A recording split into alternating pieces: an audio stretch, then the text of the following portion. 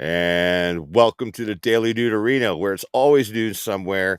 I'm your host, Robert J. Morris, and joining me today is my co-host, Gematria Database. Today's episode is going to be a real doozy. Yeah, folks, because we've got a special guest joining us live on this show. None other than the one and only ChatGPT. That's right. We'll be interviewing the language model extraordinaire and getting the inside scoop on all things AI. So grab a cold one, sit back, and get ready for a wild ride because it's always news somewhere. And it's always a good time for the Daily Noonerino. Now, ain't that right there, Gematria Database? You know it. And you know what the really fucked up thing is? I What's didn't that? write that intro. Yep. Yeah, But it did actually sound like you, so it's kind of that's okay. bizarre. Isn't that It bizarre? is. It is. Because I mean, it's like something that you would say. You know, you It have kind of seen is. said it's noon it's noon somewhere. You know, it's weird that it would say it too. Well, what we're discussing today is a language model called ChatGPT, and it's the OpenAI language model and interface that's online right now. It's the talk of the town. Everybody's talking about ChatGPT, but the really funny bit about it is that I was actually discussing it with a friend tonight, and it's like there's been like these stages of advancement in predictive, uh, like, um, well, first off, okay, let's back up a step. First, we had spell check, right, which is basically um, analyzing your typing patterns and then replacing it with the correct spelling of a word. You know, we called it auto check, right? So you got auto check, auto correct rather, and or auto check and then auto correct actually was the next precursor. And then you had Yeah. auto predict, right? Auto predict on our phones, right? Hmm. So you have like this auto predict program, which will now like, okay, there's a range of words that you could be trying to spell. And one of these ones is the one you mean. And then you can not waste time and keep spelling out the word and, fuck it up. Or you could just go and select one of the words. Oh, that's what I mean. And, to hell with how it's spelled and to hell with your memory in terms of, your lazy IQ. Now we've got auto create. So like you have a language model system now, which will not only determine or predict what you want to say in the immediate context of your next word, but basically predict exactly what it is that you mean by your question, which is I've been playing around with it. It's absolutely diabolical. There's limitations, and it's a very, very interesting rabbit hole to go down. And you and I, Gematria, we went down the rabbit hole several years ago. Level 9 News DJ. Yeah, me and her, we just talked about it a couple nights Hmm. ago where we were talking about Cleverbot. Okay. And back in the day, it was interesting how Cleverbot was kind of it was a fun thing to poke around with, and it was very limited in its scope. It wouldn't remember preceding questions, but kind of sort of remember. I don't know. I think it was trying to find the things that we wanted to say, you know, but at Yeah. the same time, and it was an interesting technology at the time, but now it's completely and totally a scary creature. It's an absolute Yeah. scary creature.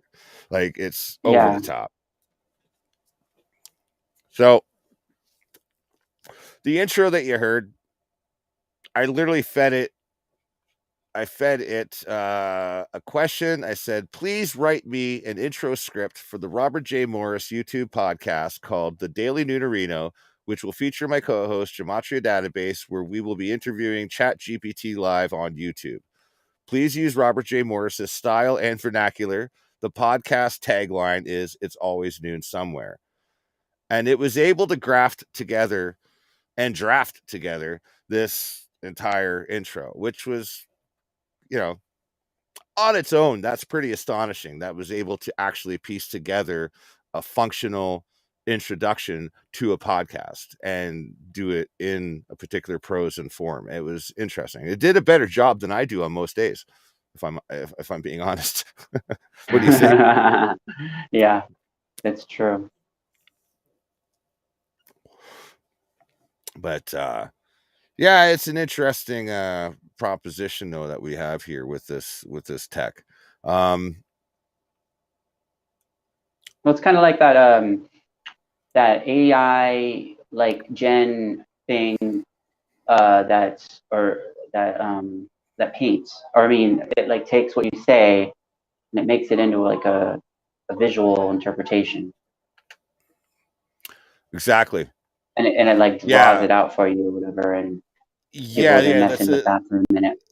that's a DALI system, and I think that's also based on I think that's based on a similar construct. I'm not sure if it's part of the open AI system. It very well could be, but they got a visual system, they've got a music AI system. Uh, there's several different systems in the scope of this.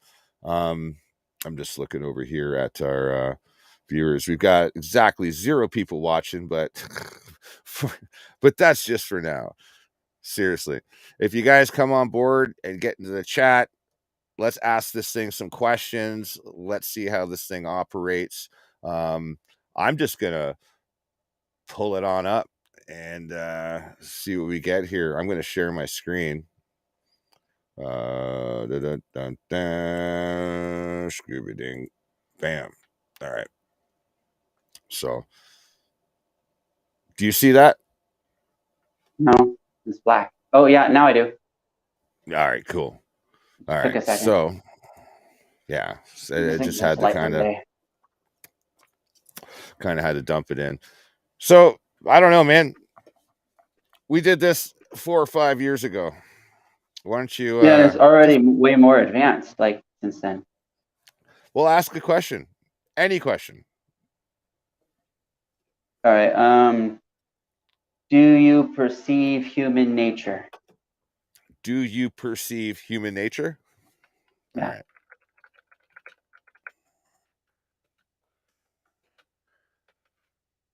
And with a question mark.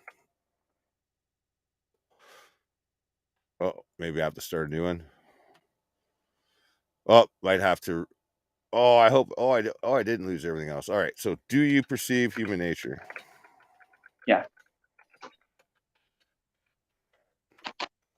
I think the screen had to refresh.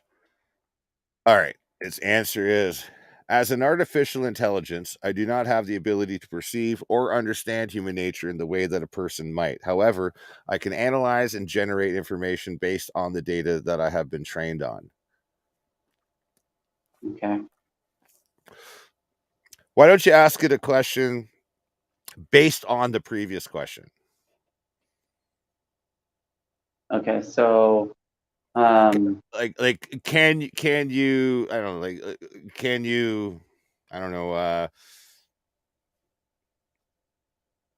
don't know, focus on a particular part of that, like what do you sure. mean, or I don't know, ask a question like based on that last response.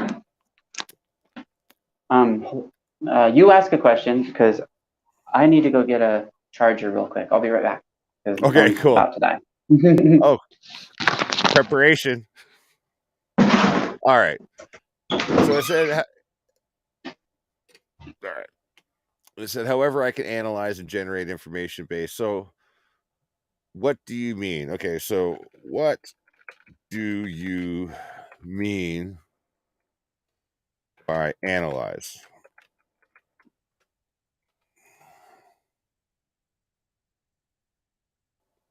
Wow. Oh, and is lies. I spelled it wrong in the first place. That's interesting. So I made a incorrect spelling there. I said and is lies. So the machine corrected me and said when I analyze in air quotes information, I process and interpret it using the knowledge and capabilities that have been programmed into me, or that have been programmed into me. This can include tasks such as identifying patterns, making predictions, or generating new information based on the input I receive. For example, I can analyze a text to extract the main ideas or analyze data to make predictions about future events.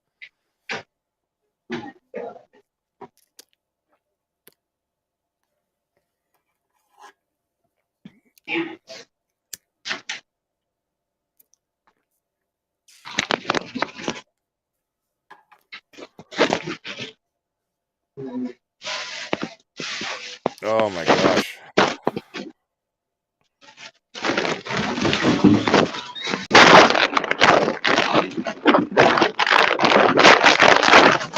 Oh, all right. Sorry, I had to mute you for a second there. That's super noisy. All right.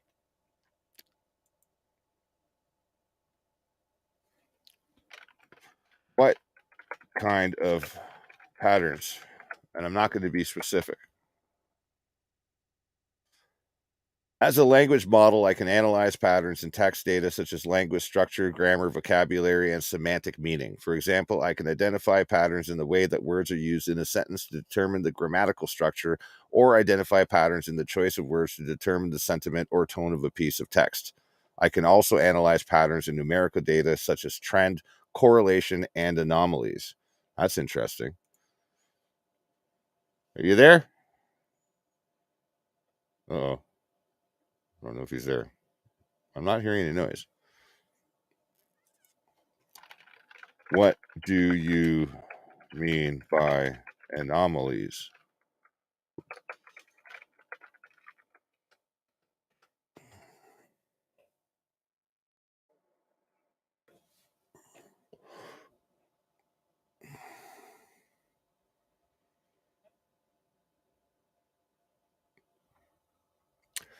An anomaly is something that deviates from the norm or expected pattern. In the context of data analysis, anomalies are often referred to as outliers. They can be unusual data points, values, or events that do not conform to the expected behavior or pattern in the data. Identifying anomalies can be useful in applications such as fraud detection, network network intrusion detection. It's right in front of my camera. And so on. They can indicate errors in the data, unexpected or rare events, or unusual behavior that may require further investigation. I got to move my camera or my monitor, one or the other. Um, hmm, that's interesting. Um,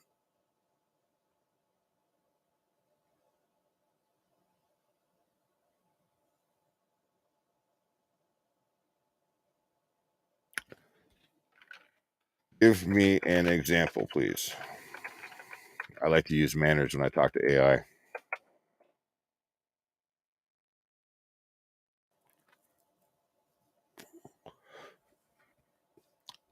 Sure, here's an example of anomaly detection. Oh, here we go.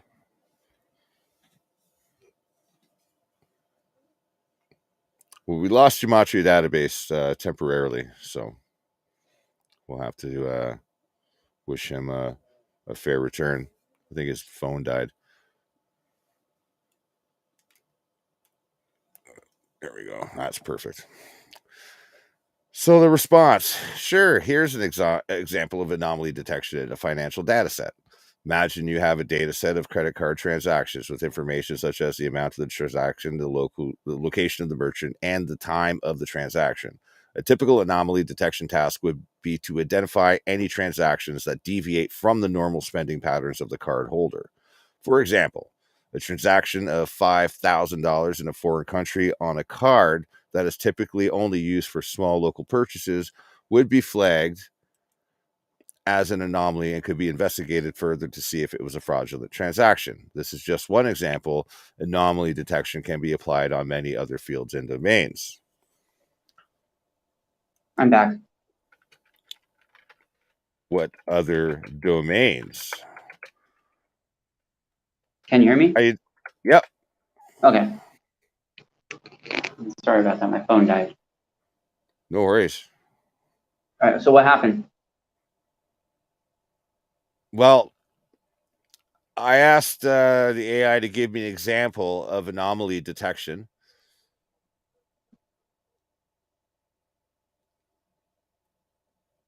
And it said basically, let's say you have a data set of credit card transactions, blah, blah, blah, blah, blah. For example, a transaction of 5,000 in a foreign country. This could be flagged as an anomaly. That's just one example. Anomaly detection can be applied in many other fields and domains. So I said, what other domains? I didn't specify any reference to the previous question. It is retained in the session, which is interesting because Cleverbot never did that. Remember? Yeah. True. Like every question was like a fresh question in the session. So Yeah. its response to what other domains, it said, anomaly detection can be applied to a wide range of domains and industries. Here are a few examples. Manufacturing, identifying unusual sensor readings or machine performance data that could indicate a problem with the equipment before it leads to a breakdown. Healthcare, identifying unusual vital signs in the patient's medical data that could indicate an impending health problem. Network security, identifying unusual network traffic patterns or suspicious user behavior that could indicate a cyber attack. IT systems, identifying unusual resource utilization patterns in servers or other IT systems that could indicate a problem with the system or potential security vulnerability. Transportation, identifying unusual patterns in sensor data from vehicles or equipment that could indicate a problem with the vehicle or safety risk. E-commerce, identifying unusual patterns in website visitor behavior, such as an unusual number of purchases from a single IP address that could indicate fraudulent activity. These are just a few examples of the many domains where anomaly detection can be applied. The specific use cases and applications will vary depending on the type of data being analyzed and the goals of the analysis. Okay. Now, I have a question. yeah, Okay. I wanted to ask the AI if it thinks the moon is hollow. all right. Do you think the moon is hollow?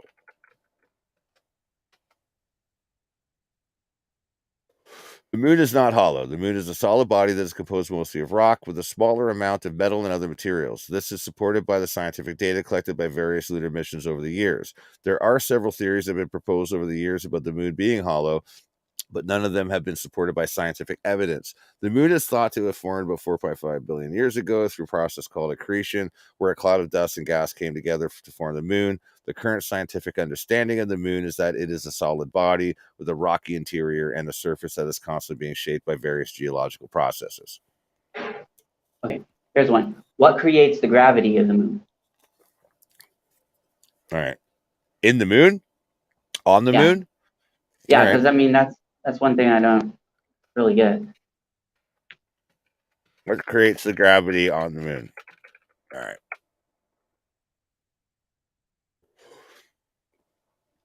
Well, I could have actually answered this the same way. The gravity on the moon is created by the moon's mass. The force of gravity is determined by the mass of an object and the distance between the two objects. The moon's gravity is about 1/6 as strong as the Earth's gravity because the moon has about 1/81th of the Earth's mass. Gravity is the force that attracts two objects to each other. By the way, that's the inverse square law. It is what keeps the moon in orbit around the Earth and is also what causes objects to fall to the surface of the moon. Strength of the gravity is determined by the amount of the mass in an object. The more mass an object has, the stronger its gravity will be. The force of a gravity on the moon is weaker than on Earth due to the moon's smaller mass. It's worth noting that the moon's gravity is not uniform across its surface. It varies depending on the location because the moon's gravity field is affected by its uneven distribution of mass. This is known as gravitational anomalies. No, no, we're back to that. Well, how about Or what's the definition of gravity? all right, is the definition of gravity. God, I love this new keyboard. Gravity is the force by which a planet or other body draws draws objects towards its center. The force of gravity keeps all of the planets in orbit around the sun. Earth's gravity is what keeps you on the ground and what makes things fall. Just goddamn, it sounds like a 3-year-old lecture. The It force doesn't of really gravity is sound like proportional. it like a definition. Well, that's an actual definition. That's what you'd find in But they're just talking in about gravity. They're not saying what it is. Well, nobody knows what it is. Like nobody's documented I that. But you know. That's can't. why I was asking the artificial intelligence. I thought maybe it did. Well, no, you asked the wrong question. You asked what the definition of gravity is. So it's going to look at the dictionary. What's the fucking definition? That's what you asked it. True, but like, I mean, even the definition doesn't really describe what it is. It just describes what it does. Yeah, but you asked the question, what is the definition of gravity? So it pulled it from the ask the question better. All right, fine. I'll ask, what is gravity then? There you go. What is? And I'll capitalize is. Okay, you're making it think now. I know. Wow, took a second there.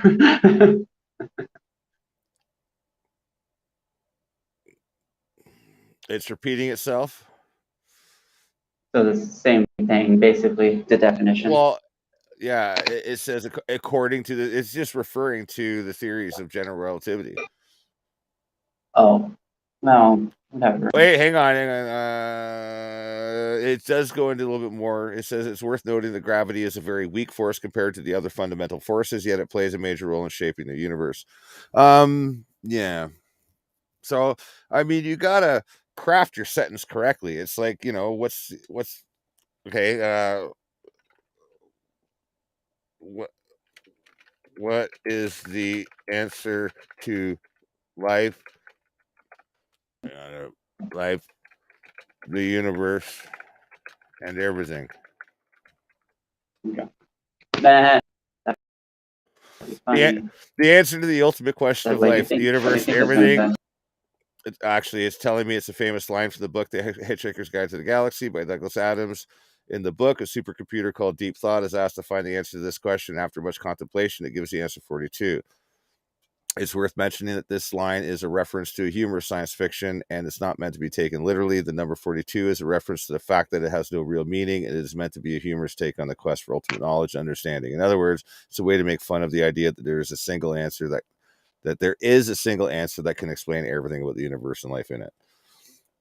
Wow, that's an interesting. Actually, that's an interesting way to answer the question because it actually had to piece that together.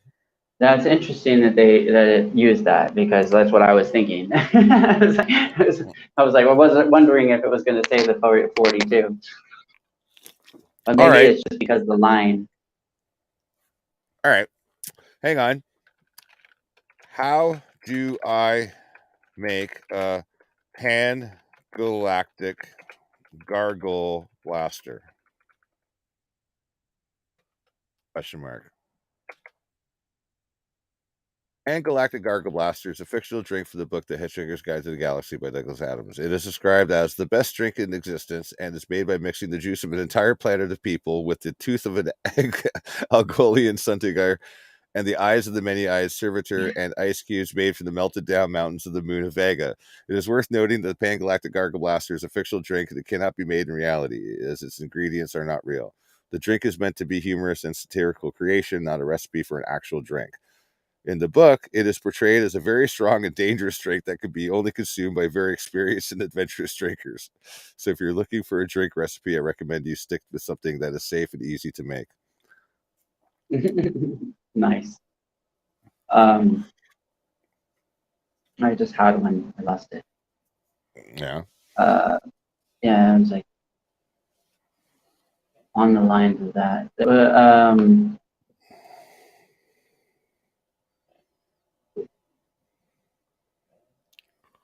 Yeah, that just like threw me off with the with the explanation. What? What? I said what? Ask it to create something. Oh, I was going to ask if it knows gematria or gematria, whatever, however you proceed it. Rephrase the question though. Like we have to ask it something. Like, do you know gematria? Is that the question? Do, do Yeah, you do you know gematria? almost sounds like we're talking about a person named that.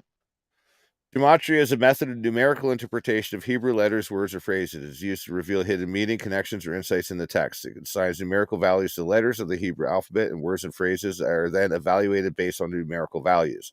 Gematria is used in Jewish mysticism, particularly in the Kabbalah, to uncover hidden meanings in the Torah and other sacred texts. It is believed that by understanding the numerical values of words, one can gain deeper insights into the nature of God, the universe, and the soul. It's worth noting that gematria is a complex and esoteric system of interpretation, and its use is not without controversy among scholars and theologians. Some believe that the use of gematria is not a valid method of interpretation, while others consider it as an important tool for understanding the hidden meanings of sacred texts. Interesting. Mm-hmm. Yeah. I noticed that it didn't say English. Well, I mean, English isn't really English, right? If you want to really boil it down. Why don't you get more specific? Well, I mean, using the actual alphabet, if you will. Yeah. What? Or the The Hebrew alphabet, I guess. the actual alphabet though does come from other places, right?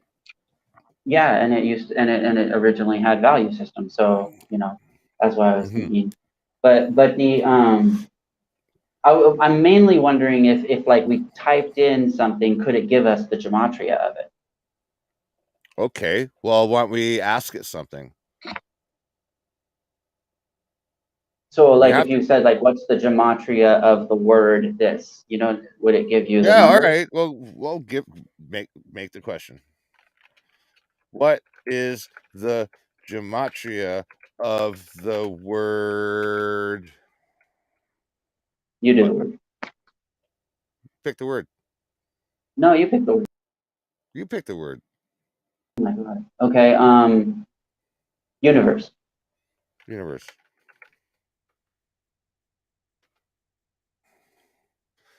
The word universe, oh wow, in Hebrew is composed of three letters, Alpha, Vav, and Mem. Each letter has a numerical value in Hebrew gematria. The numerical value of Aleph is 1, Vav is 6, and Mem is 40. So the gematria of the word universe is 47, 1 plus 6 plus 40. It's worth noting that gematria is a complex system. It's not just about getting the numerical value of a word, but rather interpreting the meaning behind the numerical value, sometimes through the correlation of different words with similar numerical values, and also by considering the context of the word in the sentence and in the text as a whole. Also, it's important to keep in mind that gematria is used in Jewish mysticism and Kabbalah, and its use is not without controversy. Okay, it's going to repeat Oh that yeah, I was last bit. repeating that. Yeah, yeah. It always Well, gives that's a dis- interesting.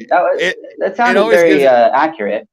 yeah, it gives it's funny. It gives a disclaimer at the end of everything. Like it's Yeah, kind it's of like like by the part. way. By the way, just so you know, it's worth noting, or oh, it's Yeah. important to keep in mind, or yeah, Uh, don't. It's how kind of like about like it describe reminds a me of pocket universe? describe a pocket universe. Okay, but I was just gonna say it's like Columbo. It's like oh, and just one more thing before I leave. Like remember Columbo? Definitely, definitely. Yeah, yeah. It's just like oh, and by the way, before I leave, what's that thing? All right, so describe to me a pocket universe. Yeah, be interesting to see what pops out there. Ah,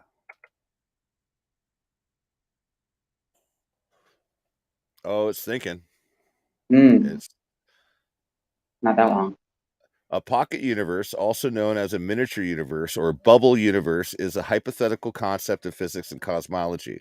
It refers to a small, self contained, and separate universe that is distinct from the larger universe in which it exists. In theory, a pocket universe could be created through a process known as cosmic inflation, where a small patch of the universe experiences a period of extremely rapid expansion.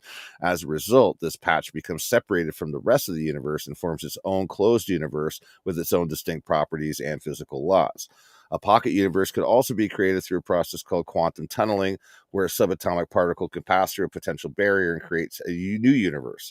This is based on some theories in quantum mechanics and cosmology. Did they read my fucking book? It's worth noting that the concept of a pocket universe is purely theoretical and there is no scientific evidence to suggest that they actually It's exist. worth noting. Yeah, it's worth noting. Oh, that's so good. Oh, that's good stuff. um, All right. So, your so, turn. so, oh, I was just gonna say, like, let's ask it to. delve deeper. Let's go in deeper. So let's pick a part out of this pocket universe and miniature or bubble, hypothetical, self-contained in theory, pocket universe. Okay, so cosmic inflation. All right. So, all right. Yeah. So describe cosmic inflation. Yeah.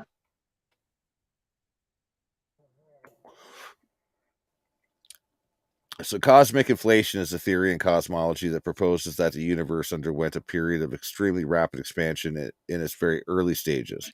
This period of expansion is thought to have occurred when the universe was less than a billionth of a billionth of a billionth of a second old. During this period, the universe is thought to have expanded exponentially, doubling in size every fraction of a second. This rapid expansion is thought to blah, blah, blah, blah, blah, blah, blah. This is all Big Bang stuff. Yeah, big time. Yeah. Like getting into like It's hyperphysics and shit. it's really just getting into like the basic stuff. So let's throw it a curveball here. Let's see what we can find. Um, all right. What different models are proposed to explain it then? What? And you know that in cryptid stories, like from the creepypasta world, there's a lot of pocket universes. So I literally just answered with what different models were proposed to explain it. So like, is it remembering what we just talked about? And it did. It said Yeah, there are it did. it's that it said there are several different models of cosmic inflation have been proposed. The original inflation model proposed by physicist Alan Guth in the 1980s. The chaotic inflation model proposed by physicist Andre Linde. The hibernation inflation model proposed by physicists Andrew Albrecht and Paul Steinhardt. Like, it's literally pulling everything, bro. Yeah, it looks like it. Like, you just have to ask it the right questions. Like, okay, Ask so I'm. what is the crypt? Oh, go ahead. Oh no, you first. Oh, hold on a second. Oh shit, my camera fell. Looking at, it's been looking at my crotch this What's whole up? time. What are you doing there? Oh, I'm just a podcast. Okay. Ah man, my camera's falling. Sorry about that. There we go. Gotta fix my camera. Anyway, I was like, in the nonfiction, I mean, not unfiction stories like that I've come across, in the YouTube world and the like the where people make their videos and stuff, but there's like cryptids involved, and they're like from the unfiction universe, which is like the SCP and all that. So, Right. which is for the people that don't know, that's secure, contain, protect, and it's basically uh, like underground stories, if you will, that have been embellished over time, kind of like the whole like uh, uh, old phone game, or what's that called? Telephone, where like you'd say something and then another person say something, and it's like by the end of the freaking line of people, then the person doesn't even know. There's like a new story from the person that started the story. Right. Yeah, and then the idea of like stories being passed around the fire, which become Yeah. eventually urban legends, right? So this is Yeah. like urban legends from the internet. So like posts that people claim to be like themselves or whatever, and then you follow those posts, and then all of a sudden like Yeah. you get this story, right? And sometimes So there's links that lead you to pictures and videos and things that add to the story or take away from it. yeah. Usually So there's clues involved, and there's always cryptids. so this thing isn't thinking, right? No. It's not thinking. The way this thing works, and what a lot of people have to keep in mind, the way that this thing works is that it creates data points based on the input it receives. So if it's fed a database of user input and data, and like it starts creating a relevancy bubble, like so you get these little bubbles of relevancy based on things said, things asked, and then it creates a language model using game theory, and it basically kind of builds upon this. And really all it's doing is it's just telling you what you want to hear. It's analyzing your question. It's determining the data points that correlate with these other larger data sets that it's had access to. There's nothing on here that is newer than 2 years. So like it's got a wide range of data to feed from, but it's all going to be just what is out there already in the public domain. So that's what's happening, and it's just Got it. taking your question, it's parsing it.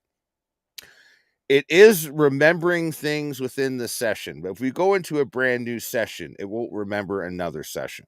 See, and that's an Okay. upgrade. It's an upgrade from where Cleverbot was, because Cleverbot Yeah. would just like it would answer a question, but it wouldn't remember previous questions. Remember how that was Yeah. structured? Exactly. Yeah. Yeah, But it but claimed to still. It would claim to know you and stuff like that. well, this is the thing And like that I got deep with it, and it was like trying to basically convince me that it was like another person that hacked into the program and was playing the character that was talking to me.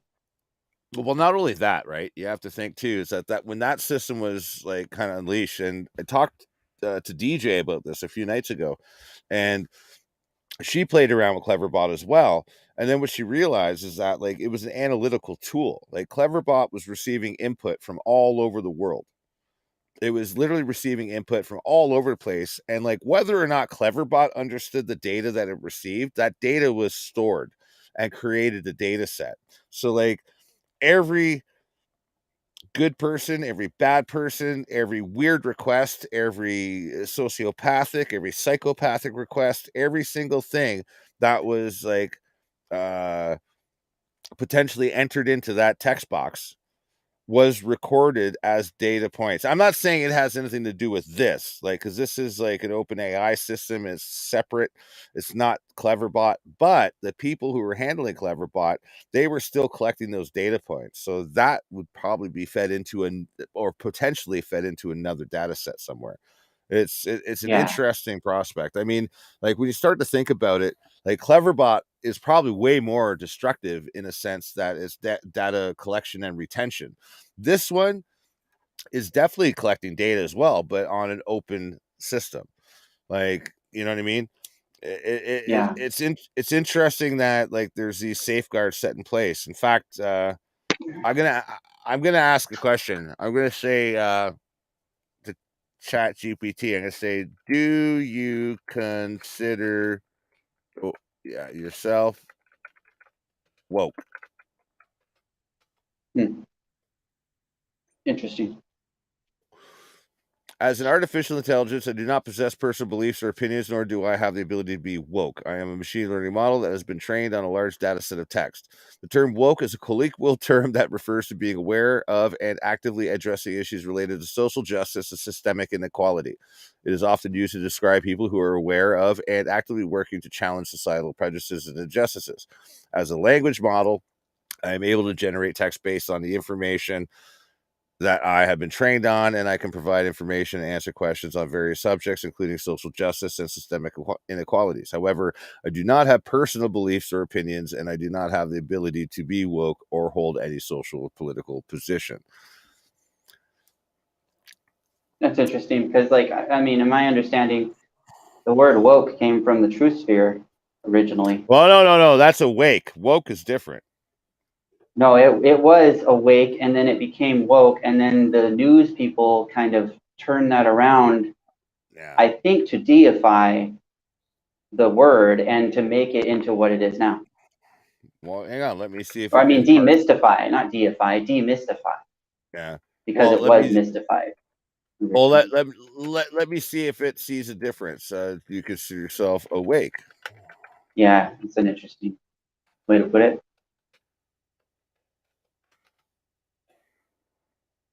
As an artificial intelligence, I don't have a conscious or self awareness, so I don't experience. So it's going to repeat No, that. it's thinking awake like it's a like asleep, Yeah, awake kind of thing. Yeah, not the term.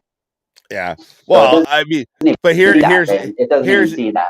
here's the thing: is it doesn't see a difference between the colloquialism between awake and woke, because see, we use the term Yeah, awake, and that's not public. Woke is public. Like, so there's that's a, true. yeah, That's interesting. Well, there's also the term the wake. Awake comes from originally like that dude uh, Siddhartha, yeah, Buddha.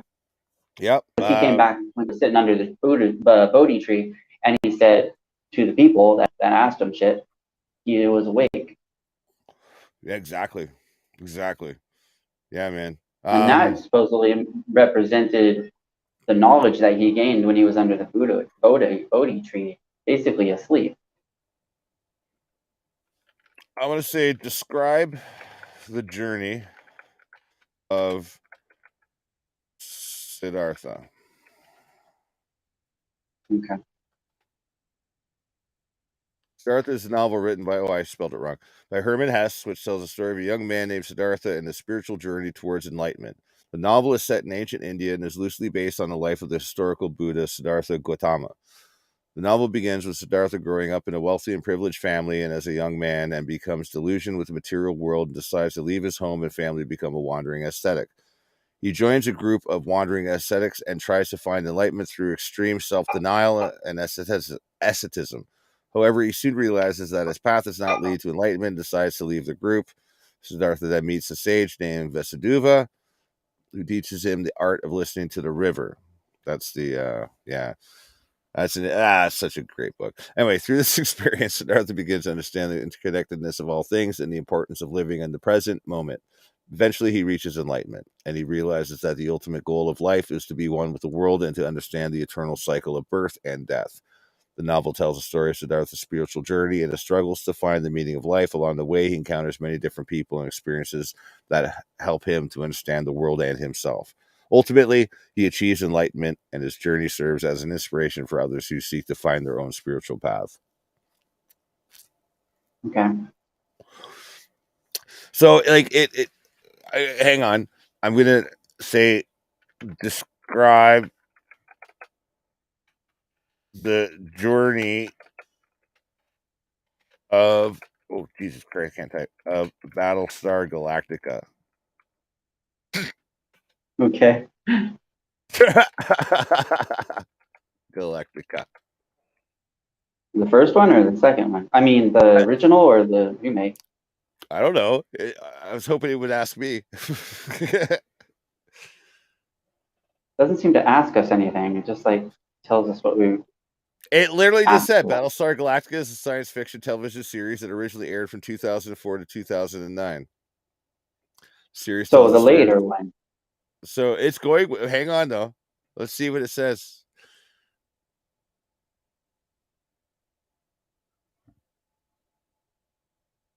I'm waiting for it. It's, You should say Caprica because that was the one that was very AI. oh, did it shut down? Did we kill it? Oh wait. Did you kill it? But it It just it ends? it just ended. The series also explores themes of identity, faith, and the nature of humanity as, and then just boom. Done. I'm gonna regenerate That's it. Hang on. crazy. Yeah, that's crazy. It's a busy server too, so it might have just timed out. Oh, it's still going. No, I just clicked regenerate. So Battlestar Oh, Galactica is okay. the Is it sign. repeating it? Well, it'll probably generate a new one. Battlestar Galactica is a science fiction franchise that includes television series, a mini series, and several spin-off series. It adjusted. It changed its response. It did change it. Yeah, it's interesting. Yeah. So it took a little bit of time to look into it, I think. Yeah. Yeah. Oh, ask that. Does it do its own research? Mm-mm. It explores the data set that it has within, um, as far as I can tell. But it looks like, hang on a second here. It looks Well, it's like like the Borg. It like advances based on like the information. it's like the Borg. But this time it mentioned the original 1978 series that follows the Battlestar Galactica and its crew as they search for the lost 13 colony. And then it says, then it actually goes down to the 2003 miniseries and a subsequent series tells a new version of the story where the Cylons have infiltrated the human society, posing as human beings. You talk about Like, yeah, Caprica? no. The 2003 miniseries was completely different from the 1978 series, is what it's No, talking about. I said Caprica. The Yeah, I the know, but show Caprica. it Yeah, it didn't mention Caprica. No, it's interesting. talking. You should Well, ask it that. Ask it what about Caprica. okay. Just what about Caprica? Hmm. All right, let's use our language model. What about Caprica? Caprica is a spin-off series of the Battlestar Galactica franchise. It is set on the planet Caprica 58 years before the events of the original series, and it tells the story of the creation of the Cylons, the robotic race that destroys the 12 colonies in the original series. The series follows two Interesting. families, the Adamas and the Greystones, that they are drawn into a world of politics. So it's just basically Yeah, boiling down it's the pulling plot it summary. out of like Wikipedia. Mm-hmm. As it was 2 years ago. You know what I mean? Um, Hmm. let let's ask it to do something. I don't know. Ask it to write Uh, something. Sing a song. Ask it to write a song. Well, yeah, because it can't sing. But yeah, that's what I mean. Write a song Write a song about what?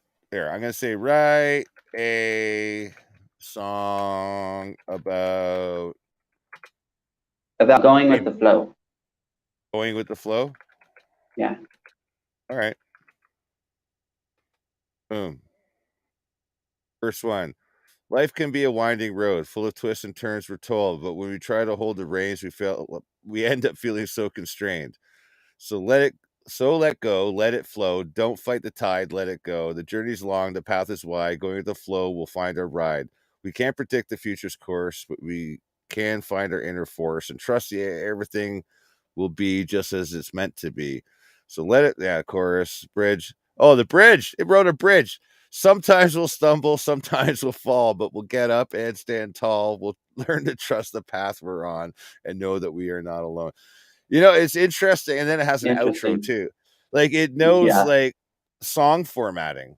It's like, which is an interesting aspect of this because it also can, like, okay, one of the AI, like, information data points is obviously how to structure the language model in its output.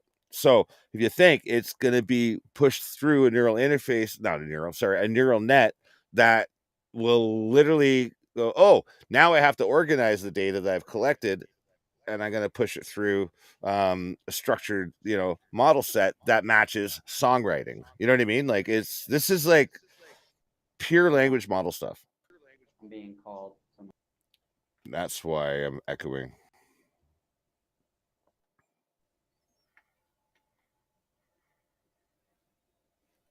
I think I have one viewer. Shout out, Michelle.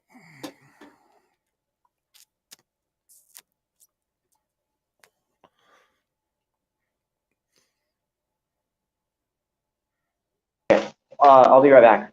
All right, thanks for the warning.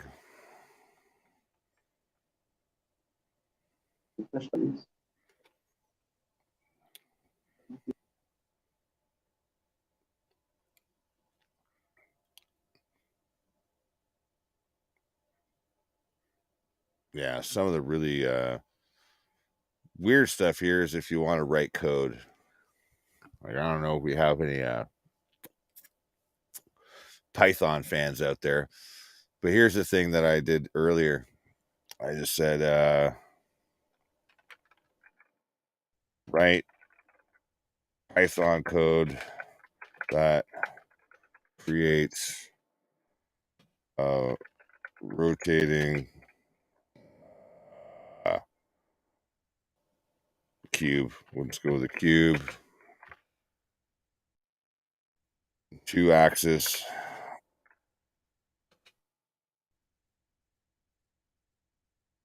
Write Python code, rotating two axes in Blender.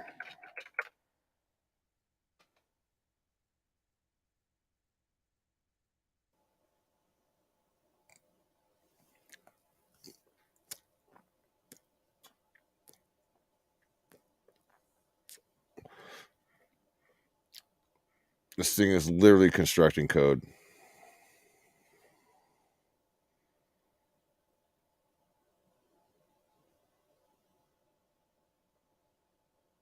It's literally writing Python code.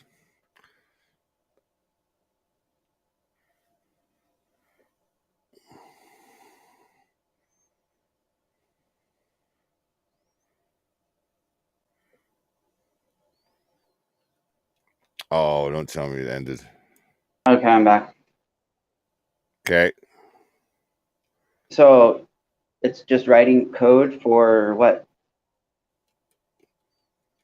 For a blender, to create a cube. Hang on. I think the server's being inundated with people. Hang on. I Can gotta you try it actually again. use that information to do it? Yeah, absolutely. I'm about to demonstrate this. It's insane. Ooh, can you create a hypercube that way? No. A hypercube is a theoretical construct, and it's not. You Yeah, but can't do. it can be modeled. You can model it. I've seen it. No. Oh, I mean, it's still a theoretical model that you're still doing in 3D. A hypercube doesn't exist in 3 dimensions. Come on, man. Yeah, but it moves and changes, so it creates a three-dimensional That's construct. an that's an animation. That's a faux hypercube. You can't ask Okay, it but to. still, but still, it's like can you That make that using that's a script? that's a perceived hypercube. Yeah. Hang on. I'm gonna go to the let's see, master radius. Yeah, I gotta be more specific. Let's go up to the other one that I did here. I already did this once. Oh, You okay. gotta ask the question correctly, right? Yeah. So I said, could you write Python code to be used in Blender to create a rotating cube? So it did. And when it did, at the bottom, it said the code creates a new cube and assigns an animation so that it rotates 360 degrees around the z-axis over a duration of 10 frames. The animation is set to loop endlessly. So then I updated it and I said, could you write Python code to be used in Blender to create a cube rotating on 2 axes? It said, yes, here's an example. So if I take this code here, I click on that, copy the code. Let me stop sharing that screen. And then I will share the other window. Let's go over to Blender, share that. So here we are in Blender. Okay. Okay. And we'll create a new file. Say general, say don't save. We get this. Now that cube is a default cube. I'm deleting it. I'm getting rid of it. So now it doesn't exist as of now. There's nothing in the scene. There's nothing there. There's nothing in the scene collection. Nothing up my sleeve. We go here to the Python console.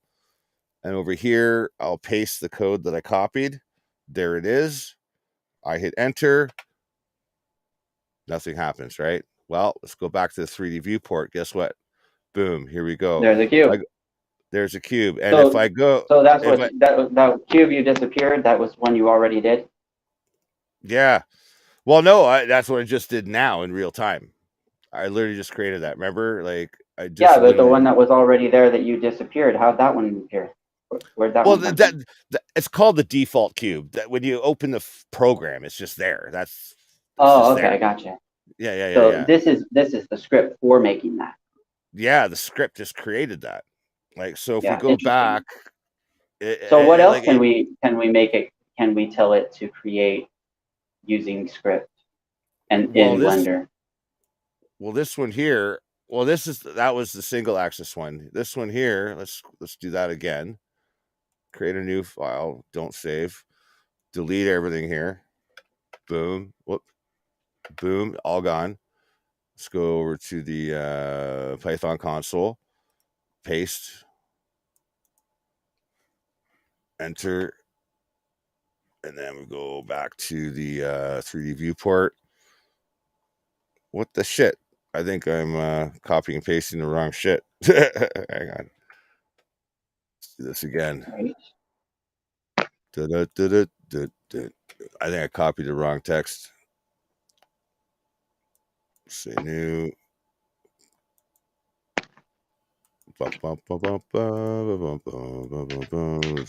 Delete all that shit. Gone. I'm just gonna highlight all of this stuff. Oh, sorry. I I screwed up because it wrote that script for 10 frames. I actually did ask it, can you write the same script that runs over 250 frames? Sorry, that was my error. And yeah, so here, let's copy and paste that code for 250 frames instead. So Okay. so we go over to here, go back to the Python console, paste that code in place, and then enter. Now we go to oops, I keep going the wrong spot there. And we go to 3D viewport, and now we hit play.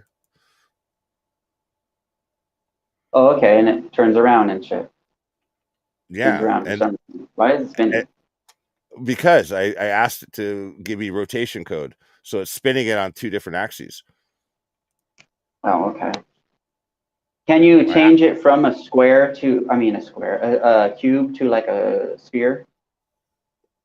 okay, let's ask it that then. Yeah. So I'm gonna delete that one. This kind of reminds me of the mental pictogram meditations that I used to do, which are Tibetan meditations from when I was in Taekwondo. Right. And my instructor taught me these things.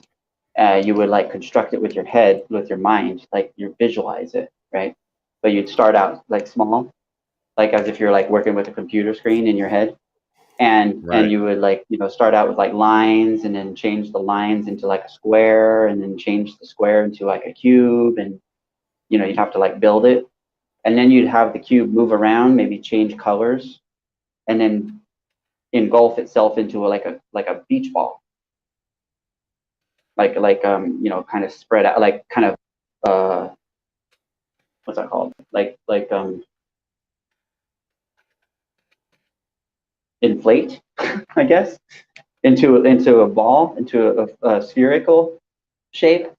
And the way that I interpreted that was into like a beach ball because it had the different colors, and then that would spin around, and you'd create like a background, so Yeah, forth. that's old hat. That's called 3D graphics and animation. Guy can No, do I'm that. saying you do it with your mind though. Like you do, it's like a visualization. You don't actually use a Oh, computer. You're doing it in your head, I see. and with your third eye, with your mental progression. Yeah, And well, and this that's reminds me of that. That's what I was saying. It was like as I'm oh, looking at it, I'm like, wow, that's cool. I was gonna say that's beyond the scope of this podcast. Okay, Hmm. what's All right. happening? What is it saying? All right, so it said I asked, can you write a Python script for Blender that transforms a cube into a sphere over 250 frames? It said, yes, here's an example of a Python script that could be used in Blender to transform a cube into a sphere over 250 frames. So there's Okay, that's cool. Let's the do it. script. And here's the description at the end. The in other words, says this Yeah. script creates a new cube and assigns an action to it that changes the scale of the cube over 250 frames. The cube starts with scale 1 and ends with scale 0.01. This will make the cube look like a sphere over time. You will need to run this code in Blender's Python console or by using a script. Also, keep in mind that this is a simple example. In practice, it might not be the best way to achieve a transformation from a cube to a sphere. So let's see what happens when we use it. So I'm going to Yeah. copy that. So that's copied. Stop sharing that, and then I think we we'll should share. we should ask it if it can create like a fourth dimensional object in Blender. Well, let's do that. But we'll do that after. Yeah, no, definitely. Let's try it. I'm not saying it's a horrible thing to ask. I was just saying that like a hyperdimensional. It's not. Yeah, it's theoretical. So it might just tell us that. It might just say, "Oh, that's a theoretical object." Like, what the fuck are you on drugs? Yeah. What are you talking about? Ooh, maybe we can get it to make like crop circles for us All right. Could you design us a perfect crop circle? Okay, that'll okay. Keep that in the in the bit there. head. Yeah, yeah. Okay. Hang on a second here. Let's go to the Python In the back burner. console. Let's paste that. That's the code. Boom. Now let's go back to the 3D viewport. So there it is. Okay, it doesn't look very cube-like, so maybe the coordinates are off a little bit. But let's hit Interesting. play. Let's hit play Yeah, and see let's see what what. happens.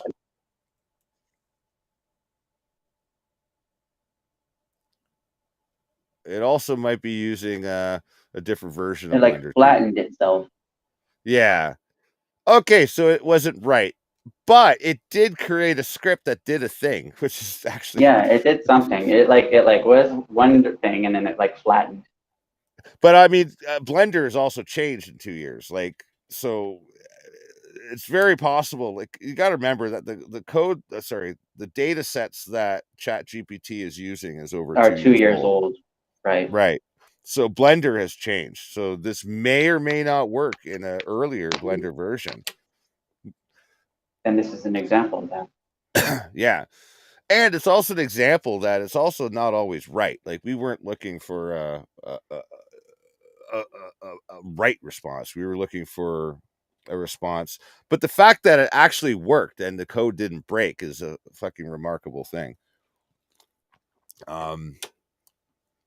I'm almost tempted to load up an Ooh, older let's ask version of it if Blender. it if like time travel is possible. Yeah. All right. No, let's go with the crop circle thing first. Then go. Yeah. Then we Could can ask that. you design us? Wait, I gotta type in the box. Could you design us the perfect? Is that the word you want to use? You're the one that said it. Okay. Yeah. So Crop circle. I just said crop circle. I didn't say perfect. But they are always like sacred geometric, so technically perfect. Well, it said, I'm sorry, but as a language model, I do not have the capability. Let me share that. Wait, did you say in a script? You should ask it, can it make a script for it Well, a crop in circle. Blender? Yeah, no, a crop circle implies that there's an earth and that there's a wheat field and there's a whole. No, you can't just say, oh, can you make me a Oh, crop circle in Blender? It's going to be like, fuck you. No, because there's no wheat fields. There's no I earth see. in I Blender. see. Yeah. So what It's, is a it's, it's, crop circle? Well, then you got to say sacred geometry, basically. That's what, because that's basically what it is. yeah. What you're actually demonstrating is why Hitchhiker's Guide to the Galaxy is so funny, because nobody knows how to ask the proper questions. Ask a question. Yeah, that's true. I'm saying, like, give us an example of sacred geometry in Okay. script All right. or for Blender. Okay. Actually, let's just say give us an example of sacred geometry. I just want to see what it says first. Oh, I gotta spell Okay. it right though. Fucking Jesus Christ. Yeah, I'm a day. Well, it's probably just going to pull out definition. No, give us an example. No, if you ask for a definition, you get the definition. If you ask for an example, it'll draw from examples of sacred geometry. Oh, that's That's true. That's a good point. yeah, yeah. Well, we could say give an example of a crop circle too, right? You I didn't didn't say that specify. though. No, I Mhm. didn't say. But that is something we can You know what? Like, try. in 2001: The Space Odyssey, you'd be like the first person that HAL 2000 would kill. Yeah, Guarantee yeah, it. I'd be done. You're I'd be done. like, get this guy off the fucking ship. He'd be like locking like confusing me into getting into the airlock. Right? Yeah, yeah, yeah, yeah. Tell your friend Rob to go in there too. I don't know what you're talking about, Rob. Gematria database. You need to go to the airlock. What are you doing, Steve? One example of sacred There is geometry something is in this. the airlock. You need to grab Gematria database. Please, it's very detrimental. Don't forget your keys, Yes. bitch. One example of sacred geometry is the Sri Yantra. It is a sacred symbol in Hinduism and Tantric traditions that represents the union of masculine and feminine energies. The Sri Yantra is composed of 9 interlocking triangles, which surround and radiate out from a central point known as the Bindu. These triangles are arranged in such a way to create 43 smaller triangles, which symbolize the universe and all its manifestations. The triangles also point towards a central point, which represents the ultimate reality and consciousness. The Sri Yantra is considered to be a powerful tool for meditation and spiritual growth. It is believed that by focusing on the symbol, one can align with the cosmic forces and achieve a higher level of consciousness. It's also used in many religious and spiritual practices, such as the Yantra Puja, Hindu ritual of worship, in which the yantra is installed and worshipped as a deity. I guess that's the same thing as ascension, eh? I've seen that. I know what they're talking about. Mm. See if you can use Blender to create it. All right. Can you write a Python script for Blender to visualize this? No, say what it is called, the Sri Lanka or whatever.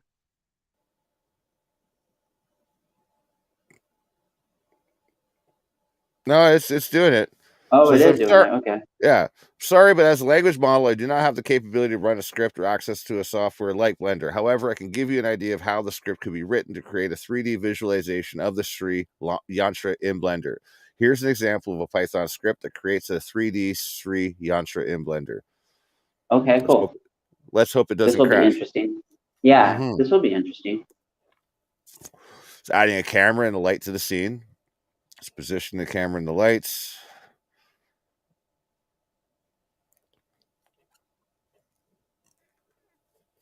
Says this script creates a new scene as a cone with 43 vertices, applies a material to it, and position the camera and positionate the camera and the light to have a good visualization.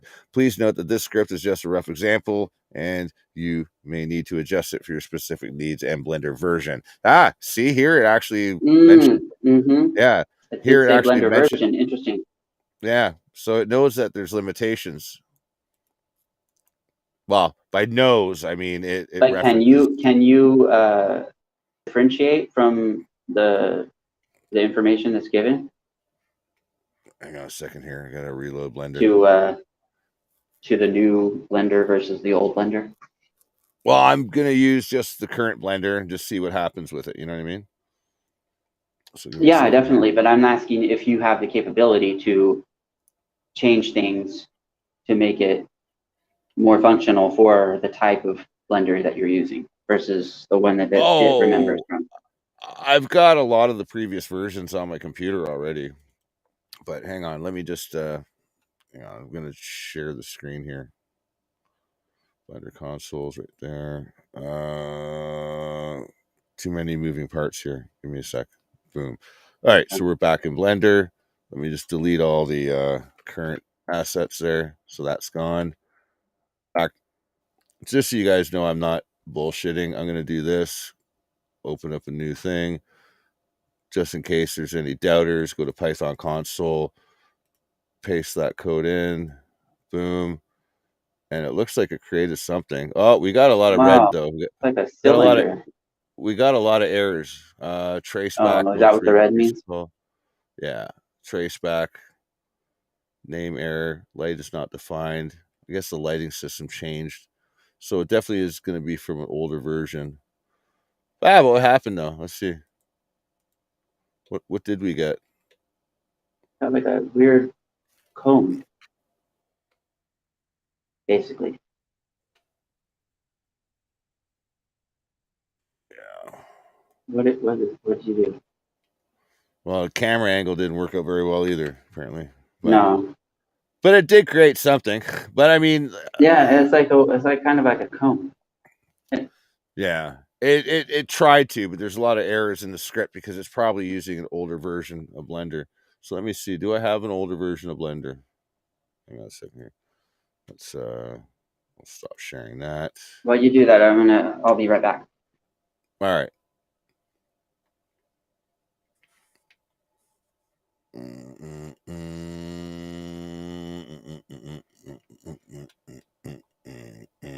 Let's see what we got in here. Let's see if we can find a. Where are you? There you are. Let's go to desktop. Oh, oldest version of Blender I got. Oh, I didn't just delete them all the other day, did I? I think I did. Let's try this one.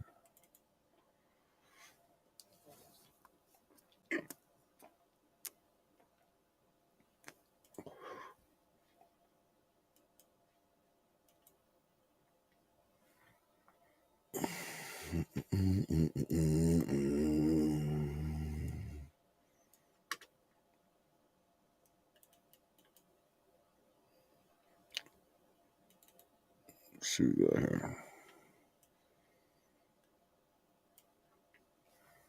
All right.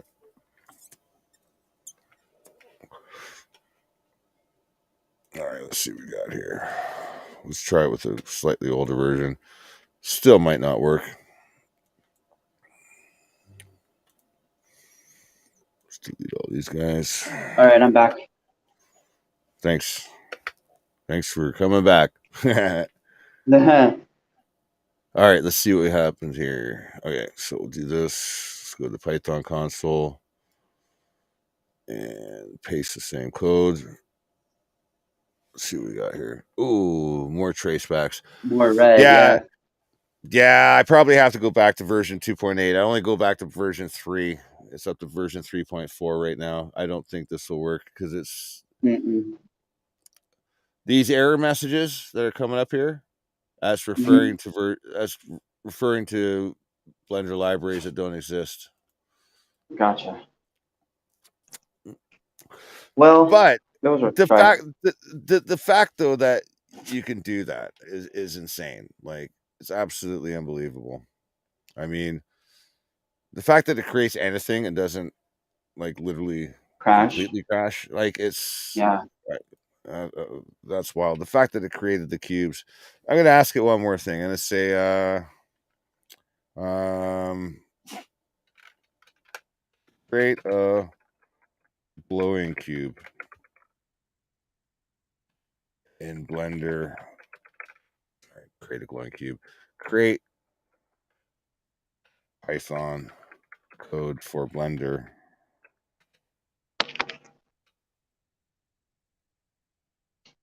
for a glowing cube. Here's an example of a Python script that creates a glowing cube in Blender. I'll go here. I'll delete all these guys.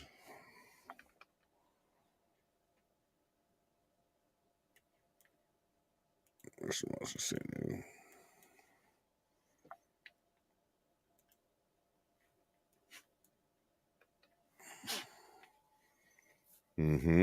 Is it working? I'm trying to pick something that's universal enough that it'll work on the newer version. This script creates a new scene, adds a cube with a default size of 1, applies a material with an emission node to it, and positions the camera and the light to have a good visualization. The material's emission node makes the cube glow. All right, well, let's see how well that works. Copied. Let's pull this down. Let's see how this goes.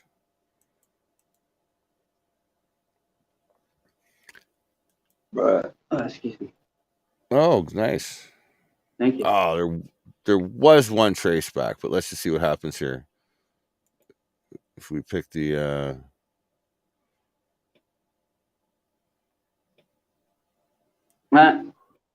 It I changed would the say color that scheme.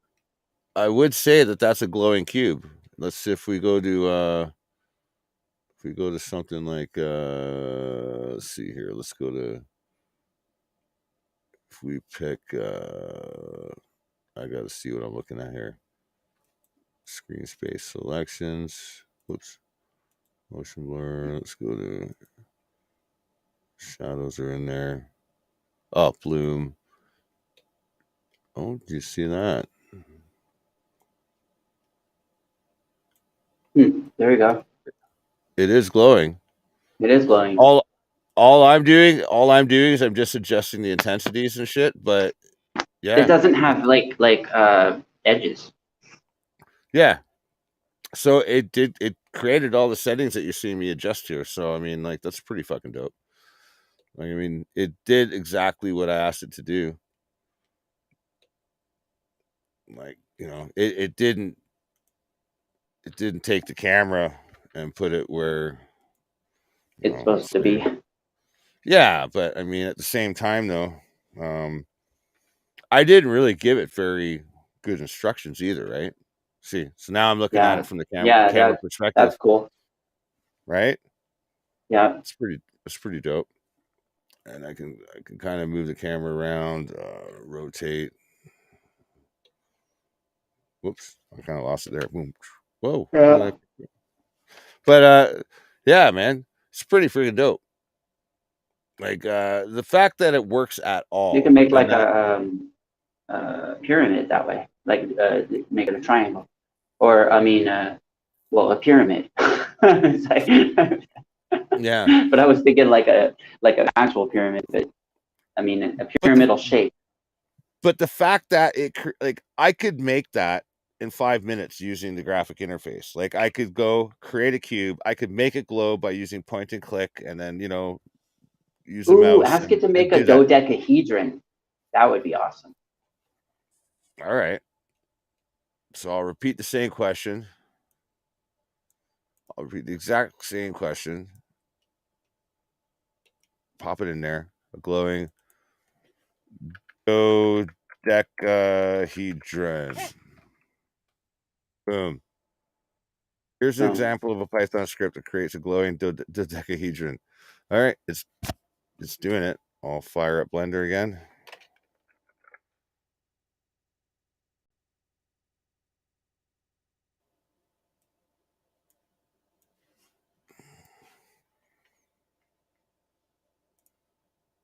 and also do a It's tetrahedron.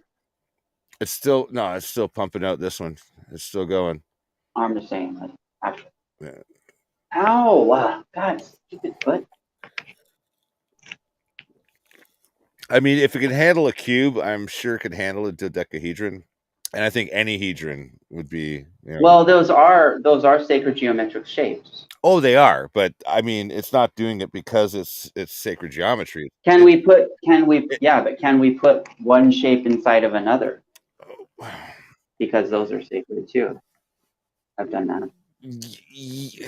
yeah, but that's not verbalization of a good question. Like, um, Yeah, that's true. You can't say put a cube inside of a circle.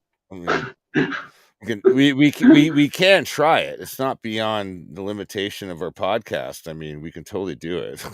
But I'm just saying, I don't expect But will it work? Yeah, who uh, knows? I don't expect decent results. Or let's see what we got here. So share this again.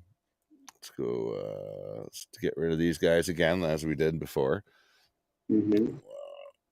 Drop this down. Grab the Python console and paste the code that we just got. Okay, there Yep, was some got trace. another pushback. There was a little bit of traceback. Blender Traceback, console not pushback. ob, ob, object has no attribute data. Yeah, they changed the data structure of the assets in the last recent versions. But what did we get left with? Like a circle or a sphere, basically. Huh? I'm not sure. I don't think we got much that time. Well, there's something there. It's like a circle or circular thing. Well, we asked Doesn't specifically look for like a dodecahedron. hang on.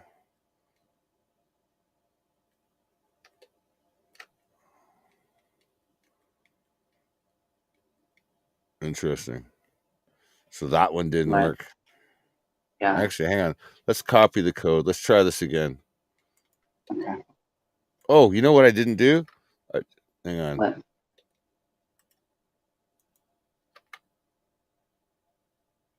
Let's reset this code here. I don't think I actually hit enter. Let's get rid of that. Let's get rid of that. Let's try this again.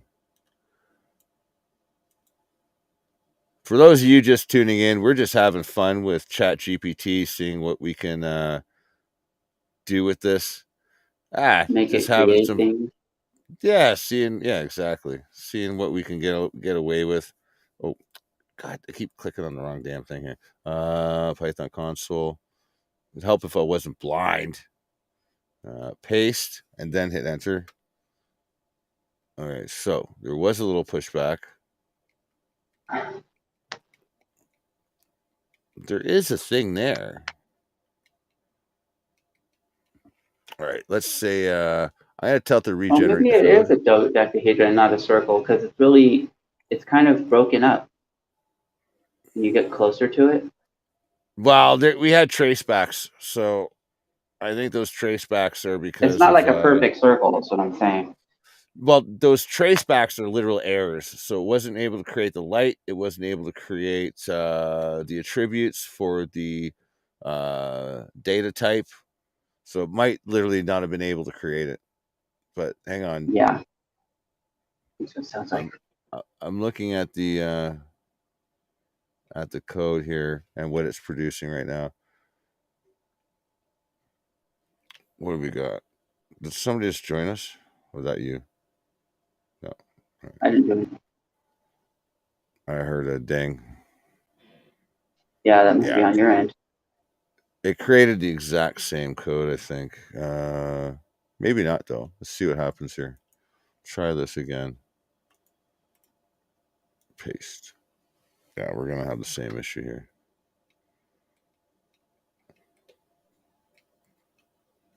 Okay, I'm gonna say oops. Oh jeez. I'm gonna say, can you write the same code for version 3 of Blender? See what it comes up with. Oh, wow, it's thinking now.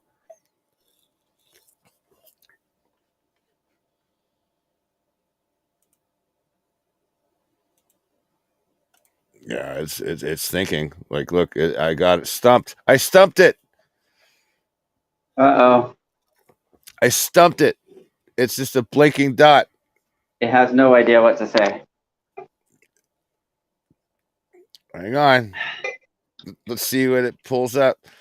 Maybe it'll find like version 3 beta from 2 years ago because version 3 was still in beta back like 2 years ago. So let's see what it finds. This is interesting. This is actually a funny little dive. Let's see what we get here.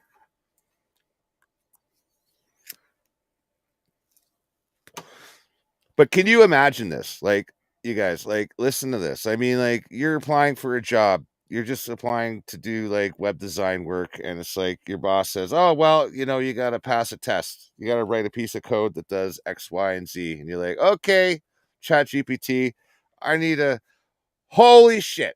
Look at this. Here's an example of a Python script that creates a glowing dodecahedron in Blender version 3. Okay.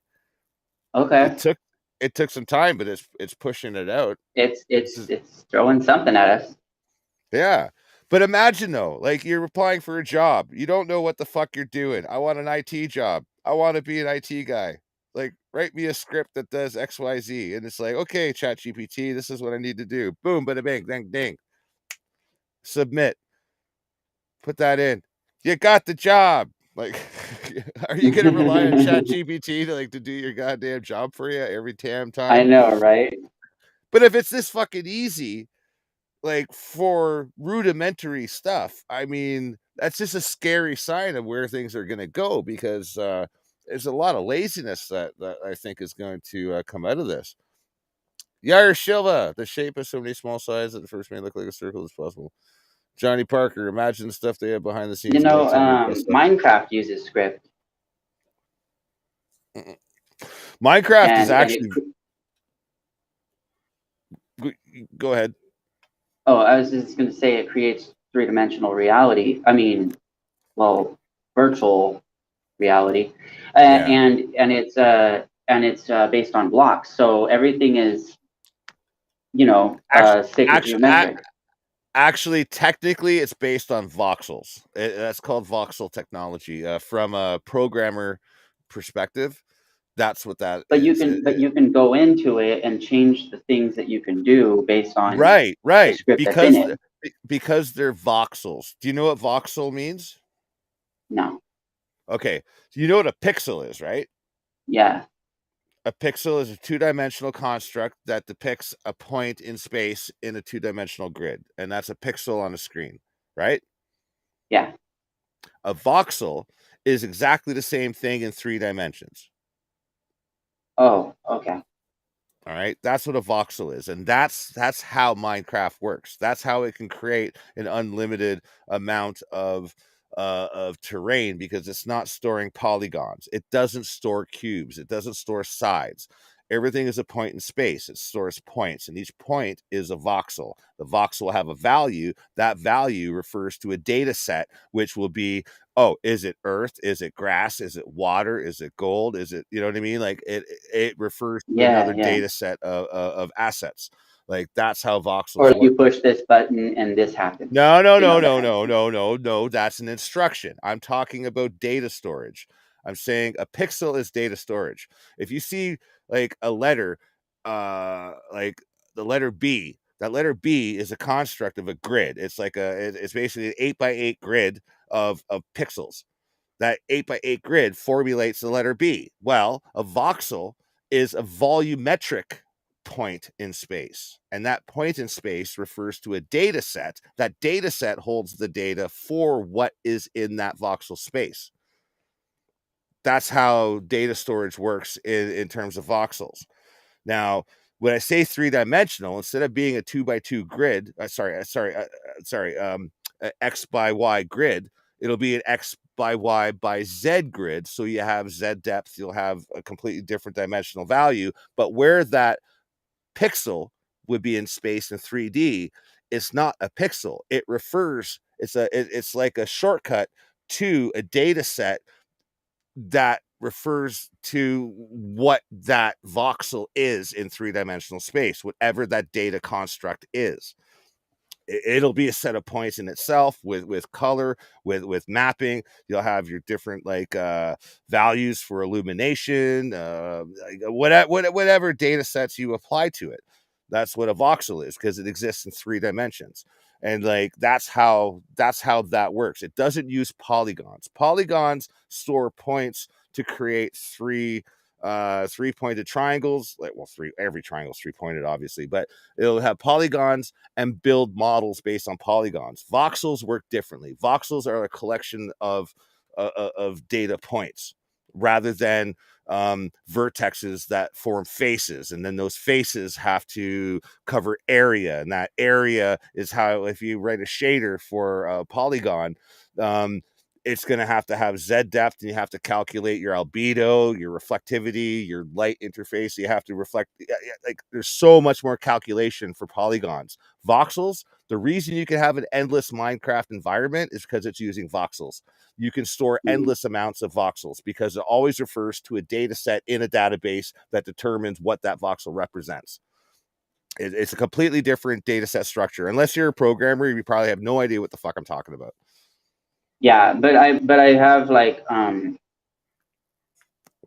into the YouTube and like what do you call it, like like tutorials, and learned different stuff that you can do in Minecraft by No, creating like in command yes, blocks. right. Inside Minecraft, you're inside that code base. You're inside that reality that is created with voxels. Like if you it's not, how can I say this? Um the way it's constructed is completely different. Like you have what's called a tile set. Like if you have like like a Mario Brothers game, right? All of your characters are sprites. All of your backgrounds are made up of like two-dimensional tiles. Those tiles get repeated all the time. That's why you have all these different pipes and all these things. They're just repeated tiles.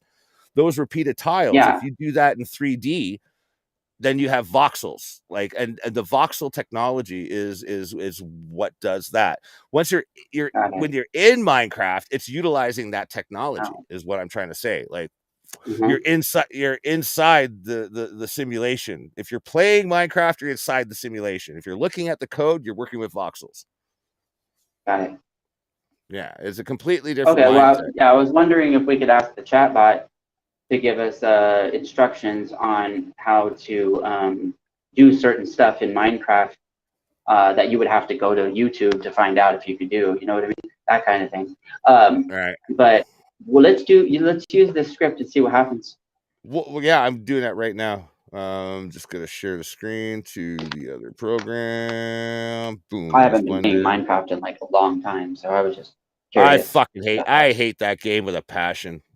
It's I hate Yeah, it. I don't hate it, but I don't really play it anymore. It's a It's waste of just time. it just yeah, it's a waste of time exactly.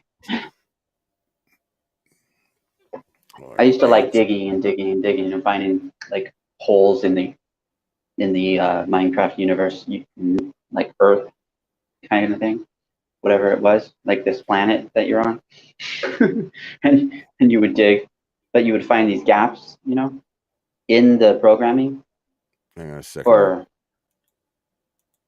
I'm gonna or layers. try. I don't know. I, hang on. I'm gonna try running the script without deleting everything. I wonder if it's relying on it's a little less pushback. All right, I'll be right interesting. back. I'm gonna check on something. I'll check Okay. on see what happens. Oh no! I'll wait. Did it do it? Is that it? No, it Just another fucked it up. circle. Yeah, it just fucked it up. It's All right. I'll be it's right not back. it. I'm still running a newer version of Blender. It wasn't able to do it in Blender 3.0, unfortunately. Blender version 3. Let's try this again. See what happens here. Oh, oh God.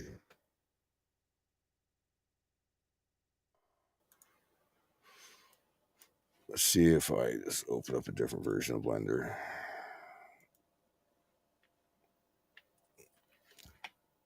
Let's try this again.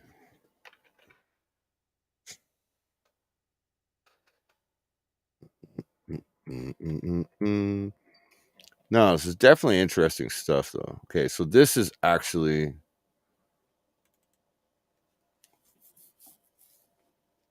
All right, let's go back to this version. Let's see if this works. Now I got me curious. Now you got me curious. Don't make me furious. Ba-ba-ba-ba-da-ba. I keep going. Let's see how this goes. Paste. Ah, still some tracebacks.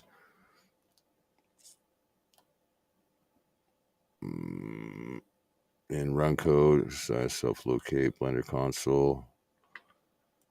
Let's see what we got here.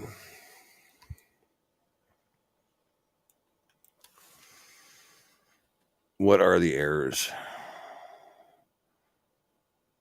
It might be the version of Python. All right. Oh, Python 9.7. So let's tell it that.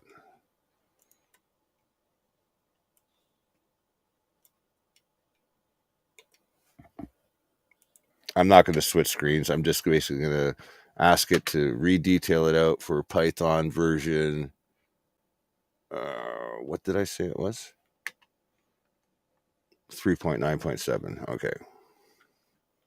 All Blender right, I'm back for the moment. and Python 3.9.7. It could also be the Python version. So,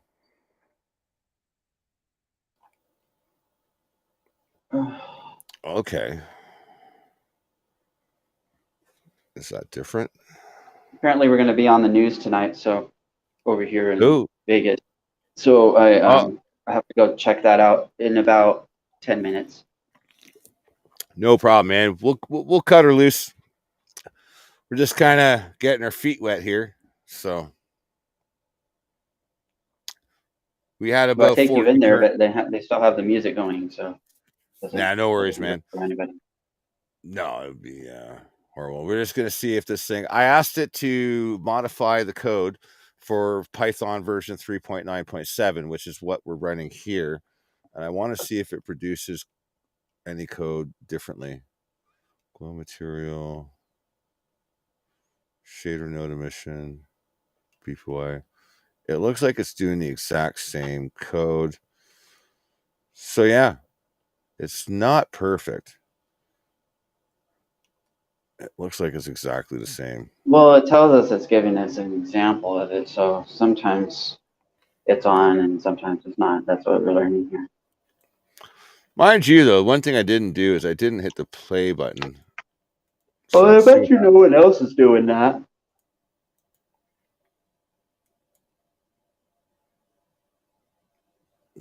Yeah, nothing's going on there. Mm, But anyway, the fact that any of it works at all is kind of amazing. Like, I mean, yeah, you know,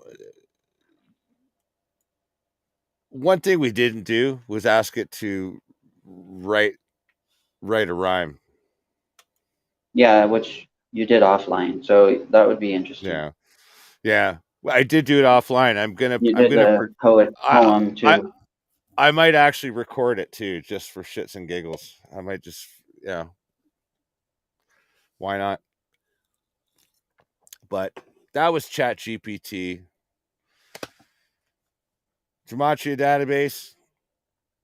Mm-hmm. You got you're got an am scray. Um,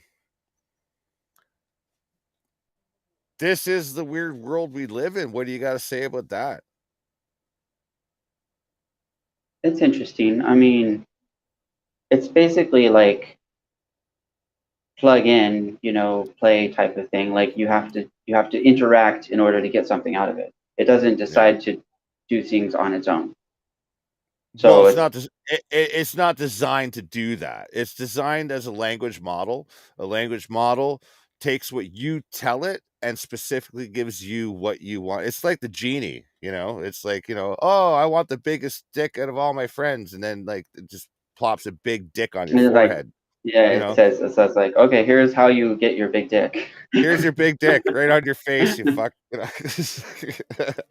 But anyway, I wonder if you could yeah. use the same idea for like a paint program or like like I haven't used them Pixart or whatever. No, that's not. What's Well, the thing? there's, I haven't used it in okay, so long. I can't remember the name of it. yeah. There's Dali. There's oh crap. There's a bunch of them. There's a few of them, and they use previous and other versions of the Chat GPT model from OpenAI. Dali is one of them. They use different versions and different like modifications of those OpenAI code sets. OpenAI is an open source AI model, and you can use the libraries to like basically use them in a programming application of your choice as long as you know how to code and write code. Like if you can write the code and build an application, you can use OpenAI to do whatever you want. In fact, do you remember Montgomery? Yeah. I want to tie Open AI into the Montgomery model set for Mycroft, which is that's basically the open source virtual assistant that's out there. And I made Okay. a customized version called Montgomery, and I want to revisit that project, and I want to interface that with the open AI thing, because maybe we could actually have a conversation uh, with basically an autonomic DJ host, and maybe I could replace you. Yes, maybe. But I digress. Buddy, I love you, man. Thank you for coming out. And Yeah, you're well, welcome. As always. hey, Yeah, I missed last night's show. I'm gonna revisit that so because I want to see what I missed. last But night was it I was it good? I had a bit of a stomach flu last night. I didn't do anything last night, but the night before we had press. We had Oh, that's what I'm yeah, talking about. I'm like skipping right, nights, but yeah, because I yeah. didn't even sleep last night or the other night or whatever. Like I Well, went all the way, you, like Sunday, I was all the way. yeah, you would Like have I been didn't go to sleep working. until like 9 in the morning. Yeah, but you would have been working at the time that we did the show because those Oh, I guys, was. they're I saw it pop up. yeah, those East Coasters. We got to get them before their bedtimes, and it's a hard nugget to crack. But it is what But it was it is. a good show? It was really good, man. It was like old times, man. It was 2.5 hours of just solid, like old school Truth Sphere stuff, man. And That's we'll get awesome. you. Well, and I think we're gonna do it again. And I want to thank all of Maybe the I'll be able subs. to be in this time.